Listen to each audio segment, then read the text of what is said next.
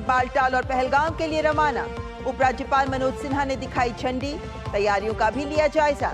सुरक्षा के किए गए पुख्ता इंतजाम।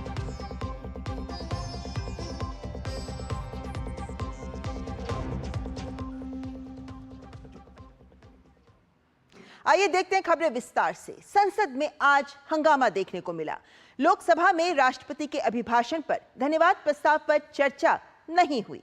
विपक्ष ने कार्यस्थगन प्रस्ताव देकर नीट के मुद्दे पर चर्चा पर जोर दिया और इजाजत ना मिलने पर आज का दिन हंगामे की भेंट चढ़ गया। हालांकि राज्यसभा में राष्ट्रपति के अभिभाषण पर धन्यवाद प्रस्ताव पर चर्चा शुरू हुई, लेकिन संसदीय परंपरा के विपरीत नेता विपक्ष वेल में आ गए, जिसे लेकर सभापति ने आपत्ति जताई। नीट के मसले पर संसद के दोनों सदनों में जोरदार हंगामा देखने को मिला, जिसकी वजह से लोकसभा में राष्ट्रपति के अभिभाषण पर धन्यवाद प्रस्ताव पर चर्चा शुरू ही नहीं हो पाई। कांग्रेस संसद के दोनों सदनों में बाकायदा कार्य स्थगन प्रस्ताव देकर धन्यवाद प्रस्ताव पर चर्चा के बजाय नीट के मुद्दे पर चर्चा सुनिश्चित करना चाहती थी, लेकिन नियमों का हवाला देकर लोकसभा स्पीकर ओम बिरला ने नीट पर चर्चा की इजाजत नहीं दी। नतीजा, कांग्रेस समेत अनेक विपक्षी पार्टियों ने हंगामा किया, जिसकी वजह से लोकसभा की कार्यवाही पहले 12 बजे तक और फिर दिन भर के लिए स्थगित कर दी गई।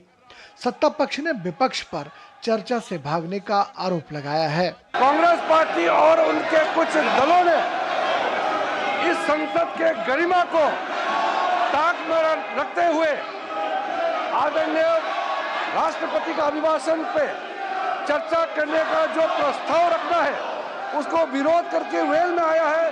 मैं उसको कंडेम करना चाहता हूं। जॉइंट मैसेज देना चाहते थे ऑपोजिशन और सरकार के साइड से कि इस मुद्दे को हम जरूरी मानते हैं और इसीलिए हमने सोचा था कि आज स्टूडेंट्स की रिस्पेक्ट करने के लिए हम नीट पर डिस्कशन करें। शिक्षा मंत्री धर्मेंद्र प्रधान ने भी यह भरोसा जताया कि नीट के छात्रों के भविष्य के साथ खिलवाड़ बर्दाश्त नहीं किया जाएगा। जब राष्ट्रपति जी ने खुद परीक्षा को उल्लेख किया है, आप उसको धन्यवाद प्रस्ताव में बोलते हुए आप आपकी मत रखो। आपको जो कहना है, जो आलोचना करना है, जो सुझाव देना है, रखो। हम तो प्रारंभिक दिनों से कहते हैं कि हमारी दायित्व, सरकार की दायित्व देश की नौजवानों की प्रति है, देश के विद्यार्थियों की प्रति है। हम सारा विषय स्पष्टता के साथ आप लोगों के माध्यम से देश के सामने रखे हैं। राज्यसभा में हंगामे के बीच राष्ट्रपति के अभिभाषण पर धन्यवाद प्रस्ताव पर चर्चा तो शुरू हो गई, लेकिन सभापति ने विपक्ष के नेता मल्लिकार्जुन खड़गे के बेल में आने पर आपत्ति जताई, तो नेता सदन जेपी नड्डा ने भी विपक्ष के रवैये पर चिंता जताई। राज्यसभा में आज सभापति महोदय बहुत दुखी हुए। खासकर उन्होंने जिक्र किया कि पहली बार ऐसा हुआ सदन में जब नेता प्रतिपक्ष वेल में आ गए। हालांकि मल्लिकार्जुन खड़गे जो विपक्ष के नेता हैं, उन्होंने कहा कि हम पर अटेंशन नहीं दे रहे थे सभापति महोदय, इसलिए मजबूरन हमें वेल में आना पड़ा। माननीय सदस्यगण, आज का दिन भारतीय संसद के इतिहास में इतना दागी हो गया है कि प्रतिपक्ष के नेता स्वयं वेल में आए हैं। डेमोक्रेटिक नॉर्म्स को ताक पर रखकर ये हाउस को होस्टेज बनाने का प्रयास हो रहा है। हाउस को एक तरीके से कार्य करने में जो रुकावट पैदा की जा रही है। राज्यसभा में धन्यवाद प्रस्ताव पर चर्चा की शुरुआत बीजेपी के सांसद सुधांशु त्रिवेदी ने की और सरकार का पक्ष रखा। राष्ट्रपति महोदय ने स्मरण दिलाया कि हम 5वीं बड़ी अर्थव्यवस्था बने इन 5 वर्षों में। महोदय, हम सिर्फ 5वीं बड़ी अर्थव्यवस्था नहीं बने। 5वीं बड़ी अर्थव्यवस्था किसको पीछे छोड़ के बने? उस ब्रिटेन को पीछे छोड़कर बने जिसने कभी हमारे ऊपर हुकूमत की थी। संसद के दोनों सदनों में अब राष्ट्रपति के अभिभाषण पर चर्चा सोमवार को होगी। चर्चा के लिए कुल 3 दिनों का समय निश्चित किया गया है। राष्ट्रपति के अभिभाषण पर धन्यवाद प्रस्ताव के चर्चा के दौरान विपक्ष की आक्रामकता सत्ता पक्ष पर साफ साफ देखने को मिलती है, बशर्ते कि सदन की कार्यवाही ठीक ठाक तरीके से चले। विपक्ष सवाल पूछे और सत्ता पक्ष उसका जवाब दे तो लोकतंत्र की खूबसूरती दिखाई पड़ती है, लेकिन विपक्ष चर्चा से अगर भाग रहा हो और सत्ता पक्ष के सामने जवाब न देने की मजबूरी हो तो ऐसे में सदन की खूबसूरती कैसे दिखेगी। कैमरामैन नवीन और अपने सहयोगी ऋषि कुमार आलोक और शैलेंद्र मिश्र के साथ संसद भवन से मैं राजेश राज, डीडी न्यूज के लिए। अगर हम संसद की कार्यवाही की बात करते हैं तो पूरे वर्ष की कार्यवाही या कैलेंडर में सबसे महत्वपूर्ण अवसर होता है जब राष्ट्रपति का अभिभाषण होता है। ऐसे में इस अभिभाषण को लेकर कुछ महत्वपूर्ण तथ्य आपके सामने रखेंगे जिसमें इतिहास के पन्ने भी खंगालेंगे। तो सबसे पहले आपके सामने कुछ बातों को रखना चाहेंगे क्योंकि जब हम राष्ट्रपति के अभिभाषण की बात करते हैं तो ये वर्ष का ऐसा एकमात्र अवसर होता है जब पूरी संसद एक साथ एक ही मंच पर एकत्रित होती है, यानी राष्ट्रपति, लोकसभा, राज्यसभा सब एक ही साथ एकत्रित होते हैं।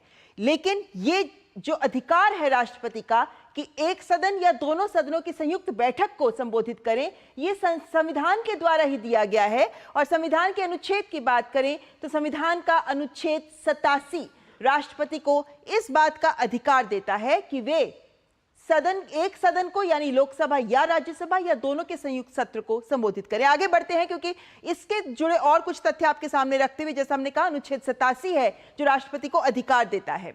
आगे बढ़ते हैं क्योंकि यह बहुत जरूरी है समझना कि राष्ट्रपति को जो अधिकार दिया गया है वो अधिकार विशेष तौर पर 2 अवसरों के लिए होता है। पहला, जब आम चुनाव के बाद लोकसभा का पहला सत्र होता है, उद्घाटन सत्र होता है, जैसा इस बार 18वीं लोकसभा आम चुनाव के बाद 18वीं लोकसभा का गठन हुआ है, इसका पहला ही सत्र है जब राष्ट्रपति ने संयुक्त सत्र को संबोधित किया है। दूसरा, जब प्रत्येक वर्ष संसद की जब बैठक होती है, पहली बैठक होती है, तो उसके पहले सत्र को इसी अभिभाषण के साथ, राष्ट्रपति के अभिभाषण के साथ इसका आगाज किया जाता है। 1950 को जब संविधान लागू हुआ था तब एक अलग प्रक्रिया थी। तब संविधान के अनुसार संसद के प्रत्येक सत्र में राष्ट्रपति का संबोधन होता था, लेकिन उसके बाद 1951 आया और 1951 में इसमें पहला संशोधन संविधान में किया गया और राष्ट्रपति का अभिभाषण फिर वर्ष में एक बार किया गया। हालांकि इस बार हम देख रहे हैं कि इस बार हालात अलग हैं। इस बार लोकसभा के 18वीं लोकसभा के गठन के बाद चूंकि पहला सत्र है, इस वजह से राष्ट्रपति का ये संयुक्त सत्र को संबोधन इस बार भी हमने देखा।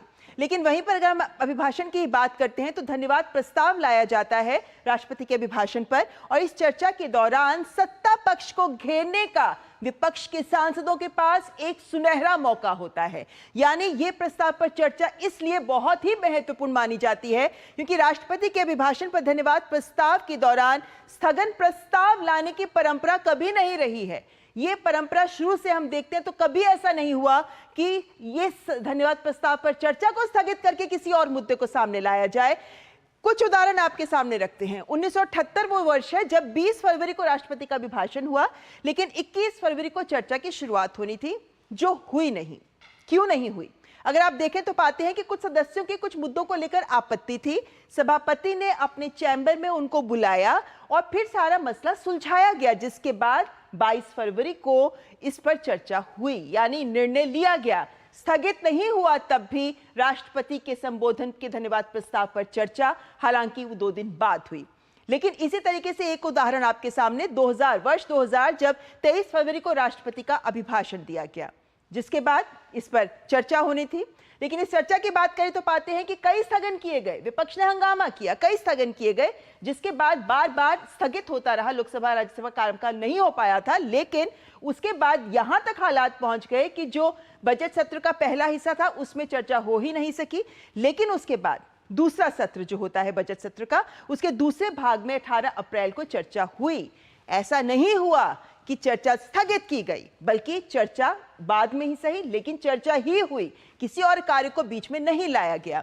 राज्यसभा में वैसे हम देखें तो क्योंकि जैसा हमने आपको पहले कहा कि जो विपक्षी सांसद होते हैं उनके पास मौका होता है, अवसर होता है कि वो सरकार के द्वारा किए गए कार्यों पर सवाल उठाएं। ऐसे में बहुत बार ऐसा होता है कि जो संशोधन होते हैं धन्यवाद प्रस्ताव में वो पेश किए जाते हैं। राज्यसभा में 5 बार धन्यवाद प्रस्ताव पर संशोधन पारित हुए हैं, यानी जो विपक्षी सांसदों ने मुद्दे उठाए, बिंदु उठाए, उन्हें स्वीकार किया गया।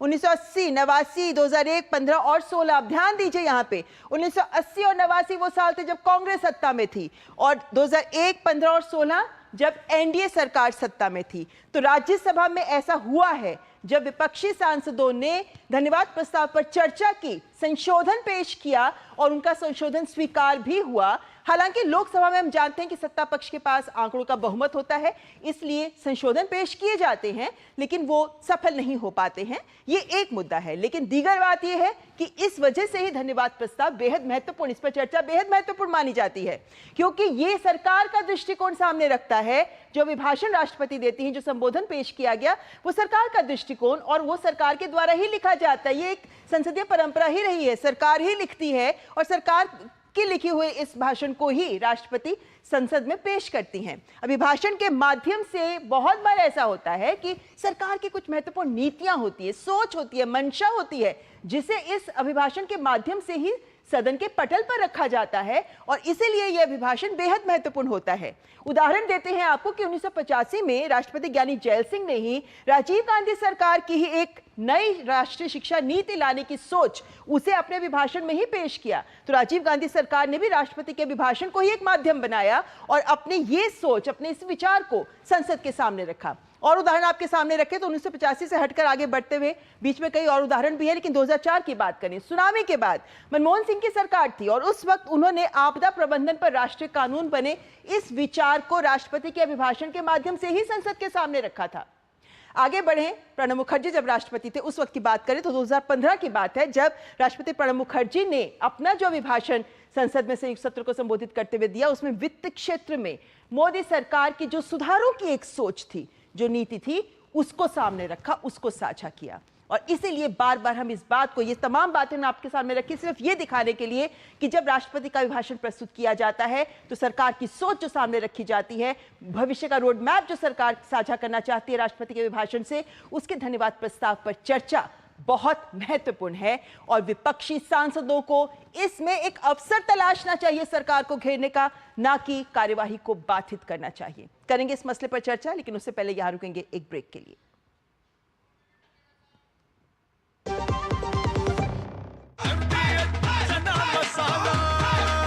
अब छोलिया हो या लोबिया, सफेद चने या काले चने, सब कुछ मजेदार बने। स्वाद से सबको दीवाना कर दे, दीवाना कर दे। पता का चाय, गजब का स्वाद। मैं क्या जी, सब जानते हैं, जहां दिखे मारियो, अपना समझ के खा लियो। डॉक्टर ऑर्थो ऑयल के रेगुलर मसाज से जॉइंट हेल्थी रहते हैं, और अगर प्रॉब्लम बहुत पुरानी है तो डॉक्टर ऑर्थो कैप्सूल्स साथ लेना ना भूलें। अब दर्द भी घुटने टेकेगा। हाय मॉम, फिर से शॉपिंग? बाबूजी, आपने इसे बिगाड़ के रखा। लिमिट में करो तो कुछ बुरा नहीं होता है। बिना लिमिट शॉपिंग करेगी आपके कार्ड पे ऐड ऑन जो है। मैंने तो कार्ड पे लिमिट सेट कर दिया। अच्छा, इसके फायदे ये हैं कि रिस्क कम हो जाता है और अगर फ्रॉड भी हुआ तो तुरंत बैंक को बोल दीजिए, नुकसान कम। दादू, नेक्स्ट टाइम ये pink dress. You are the limit. Limit तो सेट है। आरबीआई कहता है, जानकार बनिए, सतर्क रहिए। ये डाउट बहुत ही अमेजिंग चीज है, काम आसान कर देती है। अब जिस पे भी डाउट है वो तो ऑटोमेटिकली आउट है, लेकिन मुथूट फाइनेंस से गोल्ड लोन लेते हुए कोई डाउट नहीं है, क्योंकि यहाँ है पूरी ट्रांसपेरेंसी, 100% भरोसा और सुरक्षा। तभी तो मुथूट फाइनेंस है भरोसा इंडिया का, इंडिया का number 1 most trusted financial services brand. तो गोल्ड लोन लेने के लिए कॉल करें 1-800-313-1212। ज्यादा उपज और भरपूर मुनाफा भी, दोनों मिलेंगे टोरी से। एक हाथ में खरपतवार की हार और दूसरे हाथ में ज्यादा पैदावार। समझे? IIL के ट्रैक्टर ब्रांड का टोरी अब खरपतवार होगा हक्का बक्का, बढ़ेगा मक्का। पाव भाजी को फेवरेट बनाता है MDH पाव भाजी मसाला। MDH पाव भाजी मसाला। MDH बनाए पाव भाजी लाजवाब।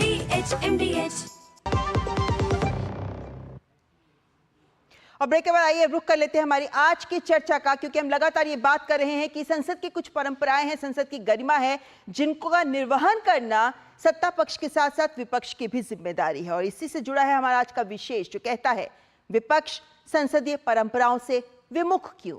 चर्चा के लिए हमारे साथ जुड़े हैं कृष्णमूर्ति श्रीनिवासन जी, जो पूर्व निदेशक हैं लोकसभा सचिवालय के। श्रीनिवासन जी, आपका स्वागत है। साथ ही हमारे साथ जुड़े हैं प्रफुल्ल केतकर जी, जो ऑर्गेनाइजर के संपादक हैं, और वरिष्ठ पत्रकार शेखर अय्यर भी हमारे साथ जुड़े हैं।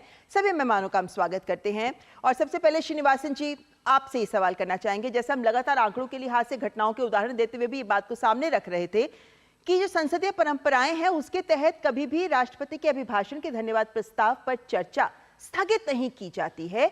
और आज हमने देखा कि किस तरीके से लोकसभा में विपक्ष लगातार इस बात की जिद पर अड़ा रहा कि पहले नीट पर चर्चा होनी चाहिए। हालांकि वो मुद्दा तो राष्ट्रपति के संबोधन का हिस्सा था ही, चर्चा में वो बात आ ही सकती थी। आपका अनुभव क्या कहता है? इस तरह के मुद्दे क्या कभी आपके सामने भी आए? परंपराएं क्या कहती हैं? मैं पिछले 40 साल से पार्लियामेंट में ये जो कार्रवाई का मैं इंचार्ज रहा। सबसे पहले जो प्रेसिडेंट्स एड्रेस है उसमें जनरली डिस्टर्बेंस नहीं होनी चाहिए। हालांकि डिस्टर्बेंसेस काफी हुई हैं, बट जो भी डिस्कशन होना है सबसे पहले प्रेसिडेंट्स एड्रेस, उसके बाद जब ये स्थगित होने के बाद मोशन ऑफ थैंक्स, ये सारा फिनिश होने के बाद कुछ भी आगे कोई भी इंपॉर्टेंट सब्जेक्ट्स हैं, हमारे ऑनरेबल स्पीकर के कमरे में इनको बुलाया जाता है, लीडर्स को बुलाया जाता है, उसमें डिस्कस करते हैं कौन से इंपॉर्टेंट सब्जेक्ट है। उस इंपॉर्टेंट सब्जेक्ट में कुछ डिसीजन लिया जाता है। अगर वो बिजनेस एडवाइजरी कमेटी में उसके बाद जाती है और अगर वाकई में वो बहुत ही इंपॉर्टेंट सब्जेक्ट है तो उसमें लिया जाता है। जनरली ये जो डिस्टर्बेंसेस है ये होनी नहीं चाहिए। मुझे अभी मुझे एक डर भी है 2026 के बाद जब ये पार्लियामेंट लोकसभा का जो टोटल मेंबरशिप 800 के ऊपर होने वाला है उस टाइम क्या होने वाला है, ये थोड़ा मुझे भी डर है। हालांकि कभी भी जो पार्लियामेंट में हाउस के अंदर ज्यादा डिस्टर्बेंसेस नहीं होनी चाहिए।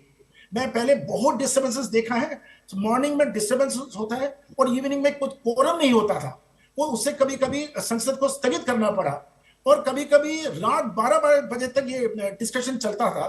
मॉर्निंग में डिस्टर्बेंसेस, रात को 12 बजे तक डिस्टर्बेंसेस के बावजूद भी ये पूरी डिबेट चलती थी। तो ऐसा जरूरी नहीं है कि अगर डिस्टर्बेंसेस हो तो संसद की कार्रवाई नहीं चलती। जनरली क्या है, रूलिंग पार्टी पहले भी मैंने देखा है हाउस में शोर शराबा हो रहा है उसमें भी बिल्स पास कर दिया जाता था, बट ये ठीक नहीं है संसदीय परंपरा के लिए। कुछ भी बिल हो, कुछ भी डिस्कशन हो, तरीके से आपको डिस्कस करना जरूरी है।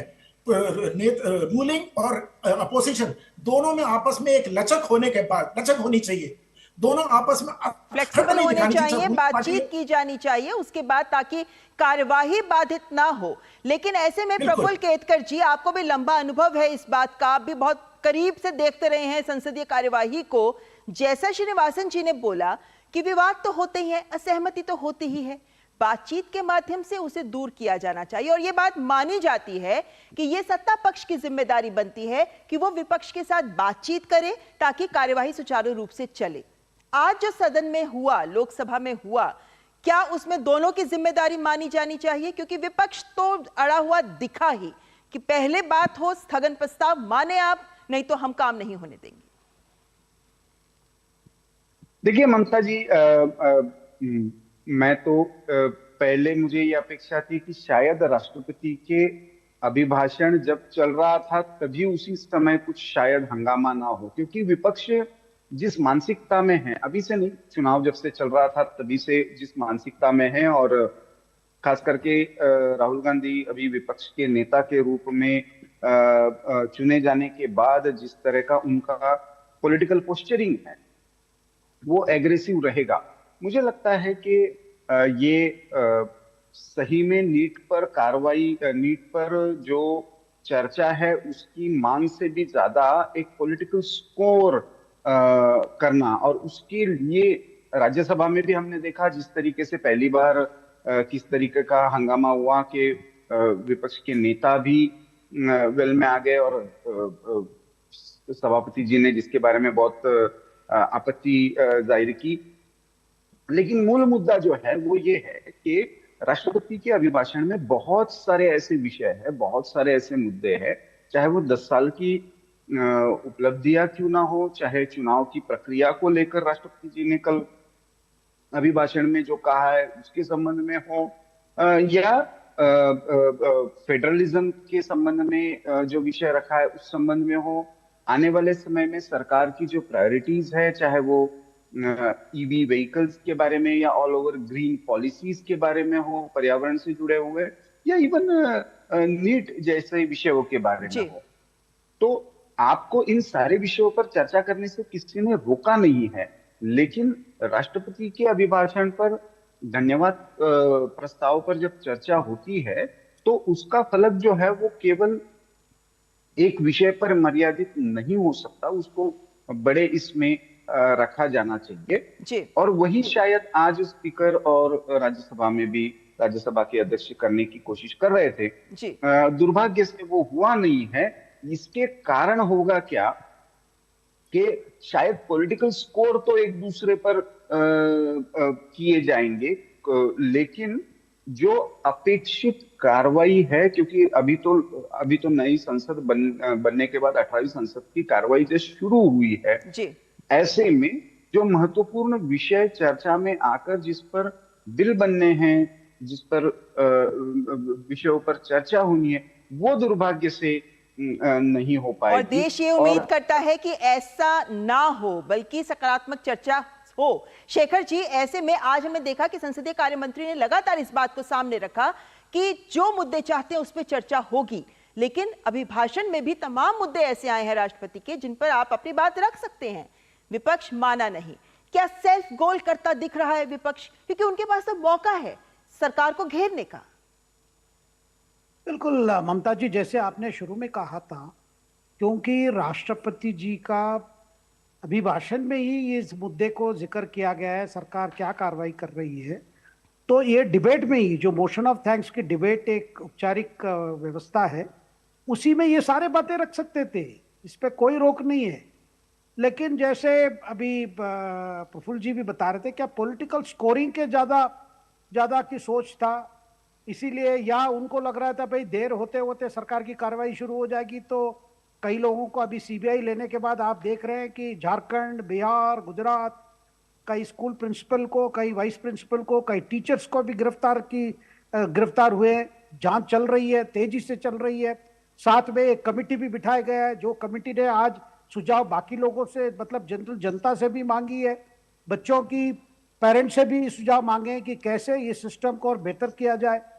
तो कहीं ना कहीं ऑपोजिशन लगा भाई समय आगे निकलते निकलते क्या ये मुद्दा जब सॉल्यूशन की ओर जा रहा है तो फिर हमारे पास मुद्दा नहीं रहेगा, क्या ये सोच था।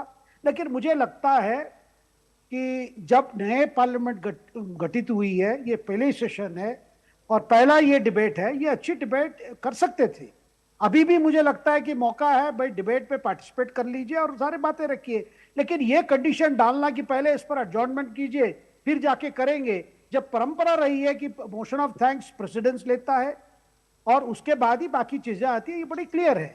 मुझे नहीं लगता है ये क्या पॉइंट को लेकर ऑपोजिशन हटी हुई है, मुझे समझ नहीं आ रहा। श्रीनिवासन जी, अमूमन आपने तो देखा ही होगा इतने 40 साल के आपके अनुभव के आधार पर कि बहुत बार ऐसा होता है कि मजबूत विपक्ष रहा है देश में। इस बार हमने देखा कि किस तरीके से पिछले दो बार लोकसभा में नेता प्रतिपक्ष नहीं था, लेकिन इस बार राहुल गांधी को बनाया गया है लोकसभा में नेता प्रतिपक्ष। एक अहम जिम्मेदारी उनके कंधों पर है। ऐसे में क्या आपको भी आपके अनुभव के आधार पर यह महसूस होता है कि अब चूंकि विपक्ष को अच्छा आंकड़ा अपने पक्ष में मिल गया है, तो कहीं ना कहीं मौके का फायदा उठाते हुए अपनी मौजूदगी दर्ज कराने का प्रयास करता दिख रहा है विपक्ष? आपकी बात लगता है ये हो सकता है, बट मेरे 40 साल के जो एक्सपीरियंस में ये बताता हूँ, जो हमारे पार्लियामेंट्री अफेयर्स मिनिस्टर, मैंने काफी मिनिस्टर्स को देखा है, जैसे HKL भगत, बूटा सिंह, शीला दीक्षित, देन प्रमोद महाजन, ऐसे बड़े बड़े पार्लियामेंट्री अफेयर्स मिनिस्टर मैंने देखे हैं। जब भी ऐसा कुछ प्रॉब्लम जब भी होती है, जब भी शोर शराबा होता है, ये खुद विपक्ष के बेंच में जाके बैठकर डिस्कस करके वो ठंडा करने की कोशिश करते हैं। वो एफर्ट्स मुझे आजकल नजर नहीं आ रहा। पहले जितनी भी शोर शराबा होता है, ये जो पार्लियामेंट्री अफेयर्स मिनिस्टर विपक्ष के वहां जाके बैठ के नेता लोगों से बातचीत करके ये ठंडा करने की कोशिश करते हैं। आज भी ऑनरेबल स्पीकर जो है, इनको जितने भी जो लीडर्स हैं, इनको अपने कमरे में बुला के भी कोशिश करते हैं कि ठंडा हो जाए और ताकि कार्रवाई सुचारू रूप से चले। ये मेरा एक्सपीरियंस है। अब देखते हैं क्या, अभी आगे भी देखेंगे क्या होने वाला है। लेकिन श्रीनिवासन जी, हमने बहुत बार ये भी देखा है और सुना है कि जब बैठक होती है, ऑल पार्टी मीटिंग भी करती है सरकार अमूमन हर सत्र से पहले, संसद सत्र से पहले, लेकिन उस बैठक में जिन मुद्दों पर रजामंदी बनती है, मिलकर काम करने पर सहमति बनती है, लेकिन जैसे ही फ्लोर पर पहुंचते हैं, सदन के पटल पर पहुंचते हैं, विपक्ष का रुख अलग हो जाता है। ये बदलते रंग भी आपने खूब देखे होंगे।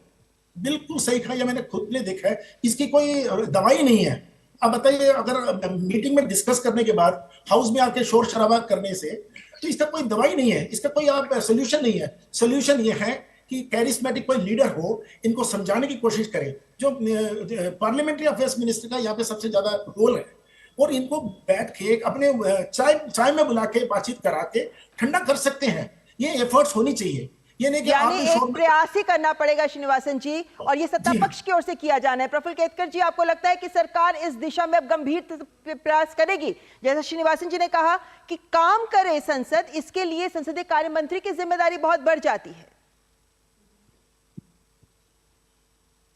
जी, मुझे लगता है कि स्पीकर ने जब बुलाया सारे दलों के नेताओं को, उसमें भी ये प्रयास हुआ होगा। एजेंडा कमेटी की मीटिंग होती है, उसमें भी विपक्ष का प्रतिनिधित्व होता है, उसमें भी ये हुआ होगा।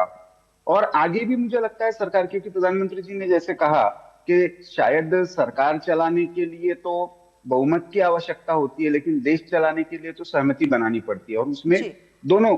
लेकिन ये एक, ममता जी, मुझे लगता है ना कि मिथ गढ़ा गया है कि मजबूत विपक्ष नंबर के आधार पर तय होता है।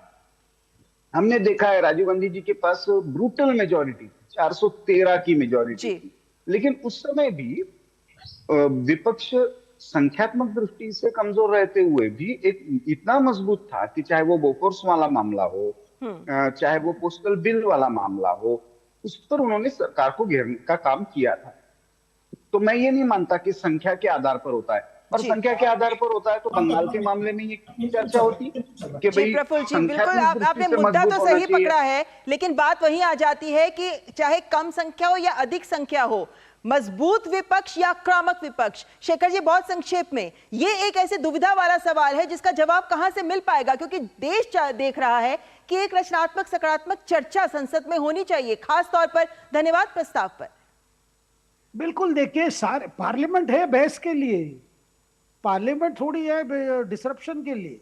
और डिसरप्शन पॉलिटिक्स पिछले 5 साल तो हम देख चुके हैं, उसका क्या परिणाम मिला भाई? देखिए, आपका अगर 52 से जाके 99 हो गया, इसका मतलब नहीं है कि उस पॉलिटिक्स ने आपको कोई बड़ा फायदा दिया है।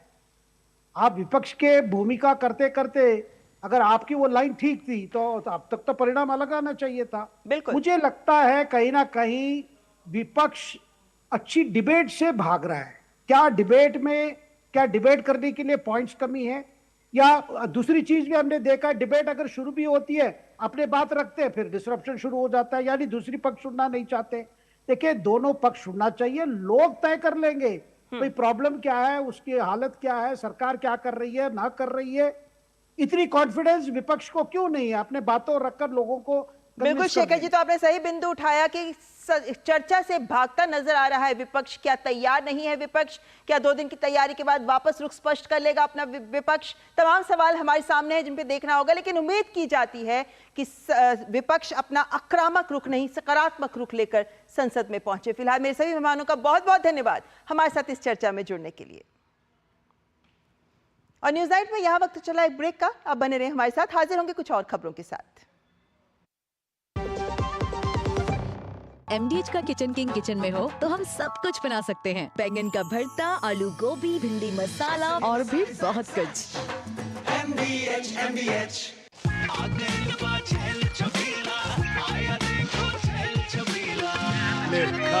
अच्छा भैया